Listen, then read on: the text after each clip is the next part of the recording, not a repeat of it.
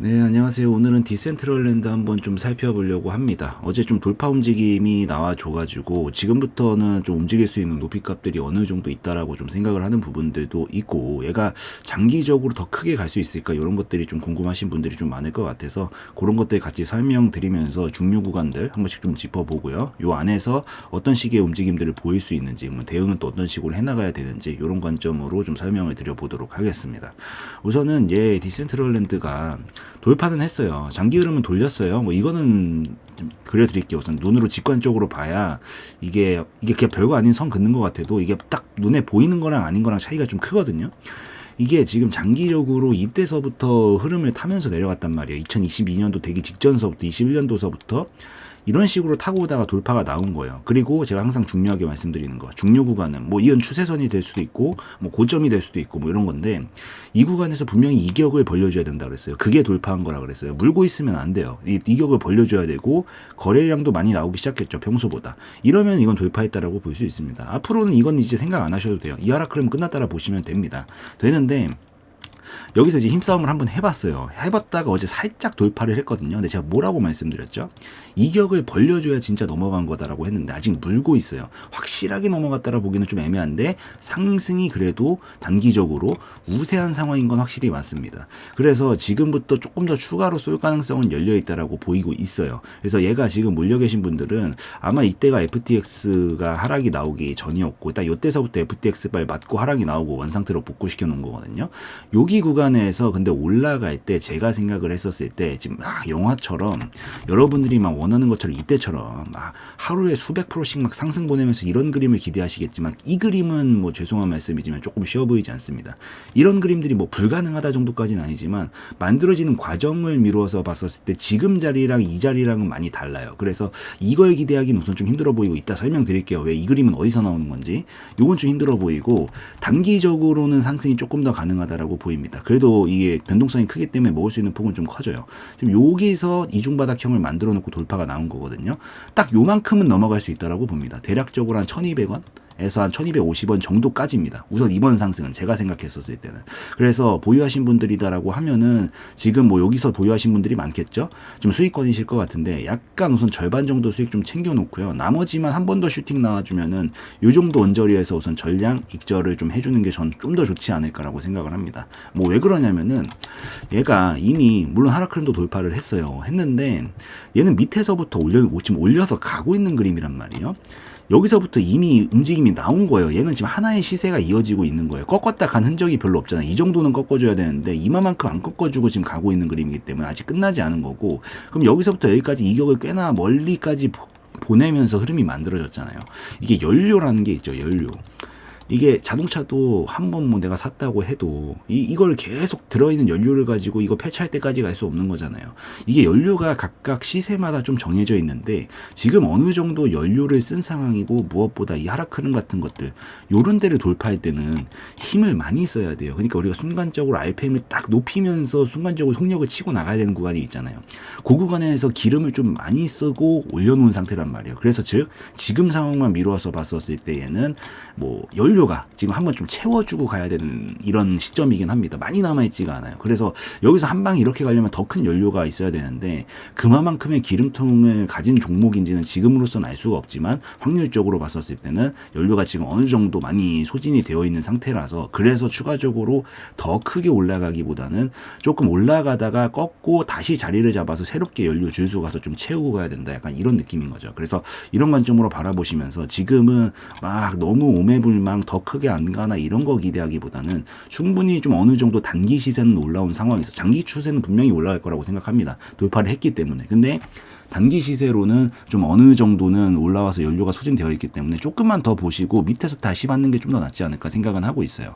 그리고 여러분들이 기대하는 이런 그림들은 보통 어느 자리에서 나오냐면은 저점을 높여놓고 상승각을 태우고 있는 상황에서 터집니다. 보통 그래요. 하락각을 터트리다가 반대로 역추세로 가면서 확 강하게 터지는 경우는 정말 확률적으로 적습니다.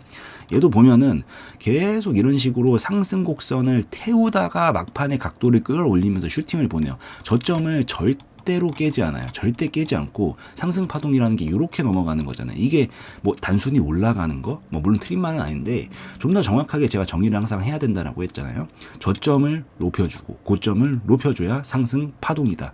이거는 상승 파동이다 아니다? 아직 아니죠. 저점 안 잡아줬으니까. 저점 잡아주고 이렇게 가면서 각도를 틀면서 대슈팅을 보내는 경우들이 100개 중에 95개 이상입니다. 그래서 디센트럴랜드 같은 경우에는 우선 저점 각도를 높여주지 못한 점이 좀 있고 여태까지 더군다나 하락 흐름을 타고 있었잖아요. 뭐 매번 설명을 드리는 예시지만은 처음 들어오신 분들도 있을 거니까 자동차를 여러분들이 1차선에서 140km로 달리다가 브레이크를 밟는다고 해서 그 자리에서 멈출 수 있나요? 절대 못 멈추잖아요. 왜냐하면 이렇게 달려가려고 했었던 힘이 남아있으니까 내가 아무리 브레이크를 세게 밟아도 그 자리에서 못 멈추고 바퀴가 좀 이렇게 뒤틀리게 되면서 차체가 좀 뒤틀리면서 앞으로 가려는 성질 때문에 이게 막 뒤집어지거나 그러죠. 똑같습니다. 이 가격도 하락 흐름을 지금 시속 140으로 달려오고 있다가 여기서 브레이크 밟은 거예요. 지금 브레이크 밟은 건데 여태까지 하락 끝나긴 끝난 거예요. 브레이크를 밟았으니까 더 이상 속력이 높아질 일은 없겠죠. 그렇지만 여태까지 이 달려오고 있었던 속도가 있기 때문에 얘가 더 올라가려고 해도 계속 이 하락 흐름이 이 힘의 작용을 받게 된다. 이런 얘기예요. 그래서 추가적으로 이렇게 상승각을 안 만들어 놓고 이렇게 가는 것보다 조금 올려놓고 그 다음에 반장형이 좀 나오면서 아까 말씀드렸던 주유소 가는 작업, 주유소 가서 연료 채워가지고 다시 가야지 하면서 요 연료를 딱 채워놓고 여기서부터 각도를 이제 틀어주면서 강하게 올라가는 거는 확률적으로 가능하다. 그렇지만 지금 자리는 이미 충분히 쏜 자리에서 더 크게 쏘는 것보다는 좀 짧게밖에 갈 수 없고 앞전에 힘들이 아직 작용을 받고 있기 때문에 이렇게 잡아주고 갈 가능성이 높으니까 될 수 있으면은 이번 파동에서는 이제 큰 욕심보다는 좀 짧게 먹으시고 그 다음에 눌러주고 나면은 이 자리에서 다시 크게 먹으면 됩니다. 이 정도 오면은 어느 정도 이 하락 흐름들은 소멸이 좀 되어 있고 여기는 새로운 시작점이잖아요. 이 새로운 시작점에서 이만큼 올라왔듯이 요 새로운 시작점에서도 이만큼 올라갈 수 있습니다. 그래서 이런 새로운 시작점에서 주유소에서 이제 기름을 좀 채워가지고 다시 진입 자리를 잡아서 조금 더 큰 파동을 가져가는 게 지금으로서는 좀 더 유리한 매매 전략이 좀 될 수 있다라고 저는 생각을 한다라고 말씀을 좀 드리겠습니다. 그래서 우선 지금 자리에서 목표 대처 관점에서 설명드릴게요. 보유하신 분들은 지금 조금 양봉 전환될 때 절반 익절하시고 남은 분량만 한 1,200원 정도, 1,250원 정도 라인에서 혹시 더 준다라고 하면은 전량 익절 우선 하면 됩니다. 하면 되고 그 다음에 만약에 절반 여기서 털었는데 얘가 다시 떨어질 수 있잖아요. 떨어지면은 그냥 본전 오잖아요. 던져요. 그냥 던지는 겁니다. 앞으로의 흐름과는 상관없어요. 왜냐하면 이게 수익을 이만큼 받다가 조정이 나오면 심리적으로 흔들립니다. 이게 어쩔 수 없어요. 그냥 그때 팔 거부터 시작을 해서 별의별 생각이 다 들거든요. 그러다가 마이너스 전환되잖아요. 그러면 못 팔고 물리는 사태가 발생합니다. 물론 이게 내가 훈련이 진짜 되어 있어서 이런 상황에 대해서 아무런 마음의 거리낌 없이 할 수 있는 분들이라면 최소한 유튜브는 보지 않으실 거예요. 저는 다른 사람 거 안 보거든요. 근데 최소한 여러분들은 뭔가 아직까지 모자란 부분이 스스로 있다라고 판단해서 뭘 배우기 위해서 보고 찾기 위해서 보고 계신 분들이니까 아직까지 제가 생각했을 때 기준이 완벽하게 정립되지 않으신 분들이 더 많을 거예요. 이런 분들은 여기 손실로 전환되잖아요. 그러면 분명히 마음이 흔들립니다. 장담할게요. 저도 겪어봤기 때문에.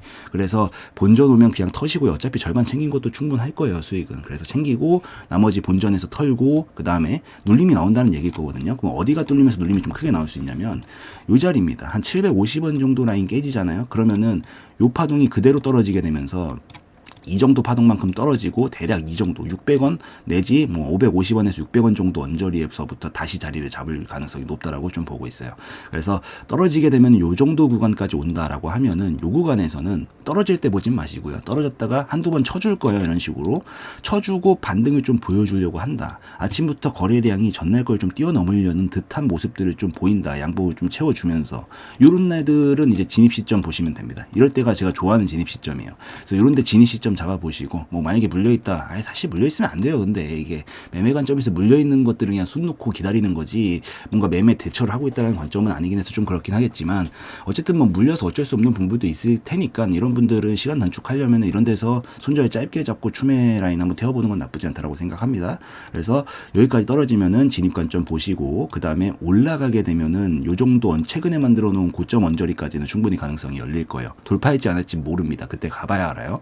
그래서 여기서부터 반등을 치면은 충분히 이 정도는 먹을 수 있는 자리가 나오기 때문에 자르면 요만큼이고 최소한 먹어도 이 정도는 먹을 수 있는 손익비가 좀 맞는 라인이 나오기 때문에 이 정도 라인 좀 참고하시면서 여기서 또 절반 익절 땡겨주고 넘어가 넘어간다? 그럼 이 파동 그대로 위로 꽂힙니다. 그러면 더 큰 높이 값들을 볼 수가 있어요. 파동 자체가 크게 상승으로 가는 거기 때문에. 그래서 절반 털고 나머지 절반 운 좋게 한 방에 간다라고 하면은 훨씬 큰 추세를 노리면서 가져가는 전략이 적절할 수 있다 정도로 좀 보시면서 해석을 좀 하시면 될 것 같습니다. 그 다음에 여기 뚫리면 안 되는 자리예요. 안 뚫릴 거예요. 아마 여기 돌파가 나왔으니까. 가능성상 굉장히 낮습니다만 혹시나 이런 일이 발생하게 되면은 굉장히 좀 이 심각한 상황을 초래하게 될 수 있거든요. 그러니까 될 수 있으면 여러분들 전 손절남 항상 짧게 드리고 있죠. 이런 식으로 짧게 먹고 짧게 자르고 계속 이렇게 짧게 먹는 게 아니라 짧게 자르고 해가면서 이게 어차피 두세 번 실패해도 한 번 먹으면 게임 끝나요. 그래서 이런 관점으로 접근을 하셔야지 그때 잠깐 손절 치는 거 아까워가지고 못 쳤다가 물리면은 조금 위험한 상황들 발생 많이 할 수 있으니까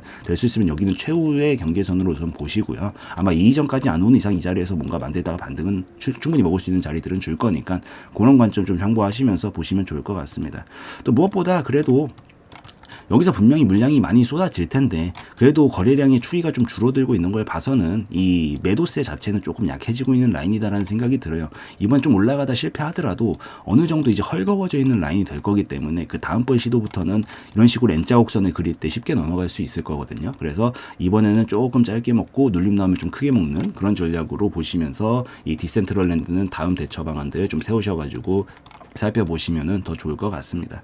그래서 어제 움직임도 좀 나오고 해가지고 요 디센트럴랜드 오늘 또 이번 주 특히나 뭐 FOMC 정례에 있다라고 하잖아요. 이 부분 때문에 지금 선반영되고 있는 부분들도 있는데 갑작스럽게 좀 움직임 나올까봐 그 전에 조금 미리 제 관점에서 대처 관점들 설명을 좀 드려봤고 요 안에서 뭐 어떤 상황이 발생하더라도 제가 지금 두세 개 정도 짜드렸잖아요. 요 안에서만 대처하시면 큰 문제는 없을 겁니다. 그래서 요 안에서 미리 지금 시나리오 그리셔가지고 자기 스타일에 맞게 좀 대처해 나가시면은 좋을 것 같습니다. 그래서 오늘 디센트럴랜드 여기까지 좀 분석을 하는 걸로 하고 영상에서의 내용은 저의 개인적인 견해였으므로 참고용으로만 보시라는 말씀 드리고요. 영상 마무리 짓도록 하겠습니다.